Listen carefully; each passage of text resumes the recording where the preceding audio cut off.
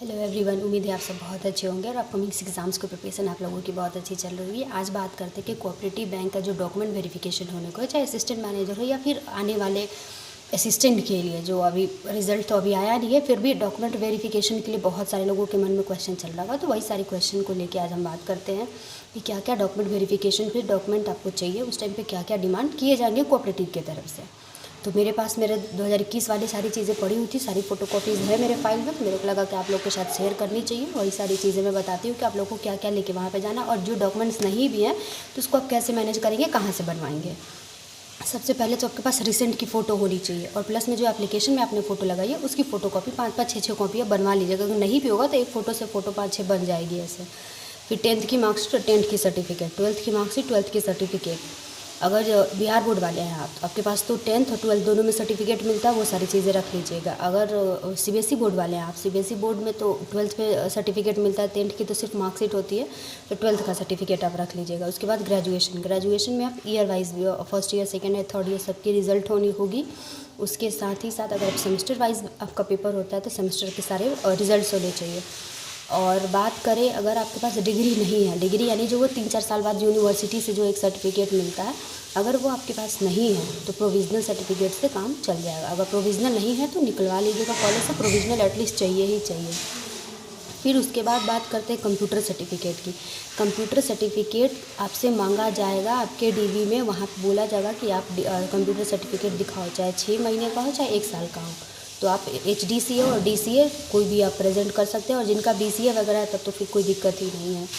फिर हो जाएगा एप्लीकेशन फॉर्म, जो हमने फॉर्म भरा था एप्लीकेशन फॉर्म चाहिए, वहाँ पे मांगा जाता है। आधार कार्ड, पैन कार्ड की 4-4 फ़ोटोकॉपियाँ रख लीजिएगा, तो इतना इनफ है। अब बात करते हैं कि ये सारे एकेडमिक के अलावा और क्या क्या चीज़ डॉक्यूमेंट्स आपको बाहर से एक्स्ट्रा बनवाने पड़ेंगे, जिसके लिए आपको पहले से प्रिपेयर करके रखना है। सबसे पहले आती है आय जाति निवास, जिसको बोलते हैं हम लोग, यानी कि इनकम, कास्ट और रेजिडेंस, तीनों बनवा लेना है आपको।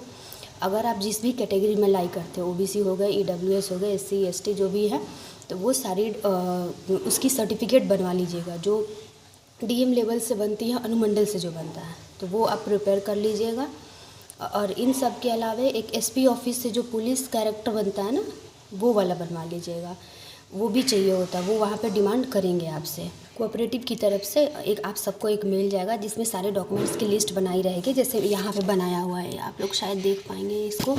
14-15 लिस्ट है, ऐसे सब कुछ लिखा रहेगा कि क्या क्या आपको चाहिए। तो मेरे को भी मेल आया था तो मैंने इसकी फ़ोटोकॉपी निकलवा ली थी। आप लोग को भी मिल जाएगा, आप निकलवा कर रख लीजिएगा, उसके हिसाब से बनवाइएगा। बॉन्ड बनवाना पड़ेगा, तो आप अपने नियरेस्ट जो भी हैं वहाँ से कोर्ट से बॉन्ड बनवा लीजिएगा। फिर आपका कास्ट सर्टिफिकेट बता दिया मैंने। मेडिकल होगा आपका एंटी डॉरी। बिहार में एक चीज़ मैं कोऑपरेटिव में देखी हूँ, एंटी डॉरी सर्टिफिकेट बनता है कोर्ट से, जिसमें कि लड़का को भी बनाना है, लड़की को भी बनाना है। लड़का इसलिए कि हम दहेज नहीं लेंगे अपनी शादी में, और लड़की को ये चीज़ लिखना होगा कि हम दहेज नहीं देंगे शादी में। ये हो गया। फिर अगर आप कहीं काम करते हैं तो आपको NOC निकालना होगा। अगर डिसेबिलिटी के कैटेगरी में आते हैं तो वहाँ से वो वाली सर्टिफिकेट आपकी हो जाएगी। उसके अलावा एडमिट कार्ड्स होने चाहिए, प्रीलिम्स, मेंस और इंटरव्यू के लिए अगर आप जा रहे हैं तो उसकी होनी चाहिए।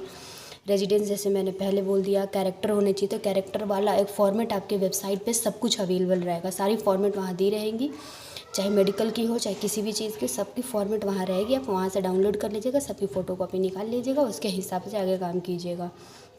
और ये सारी चीज़ें हो गया। पुलिस वाला मैंने बता दिया कि SP ऑफिस से एक एफिडेविट बनानी है, पासपोर्ट साइज़ की फ़ोटो, जैसे सब कुछ लिखा हुआ है उसके बाकी सारा डिटेल्स आपको आएगा। जो भी अगर नहीं भी समझ में आता है कि कौन चीज़ कहाँ से बना है और किसका साइन है, जैसे कि वहाँ पे आपसे मांगा जाएगा कि 3 लोगों का रेफरेंस होना चाहिए आपके कैरेक्टर के लेके। कैरेक्टर जो सर्टिफिकेट हो का फॉर्मेट रहेगा, उसमें 3 लोगों से साइन होने चाहिए।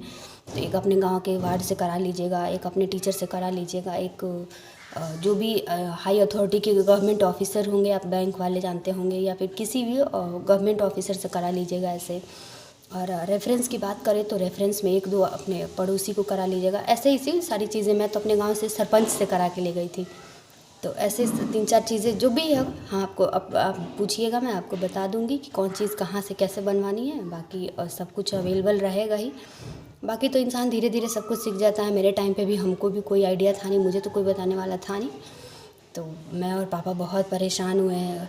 तो आपको दिक्कत ना होगा, हम हैं, हम काहे खातिर बानी हैं, एक खातिर बानी ना, तो मैं आपकी हेल्प कर दूँगी, आप मेरे से पूछिएगा। Thank you.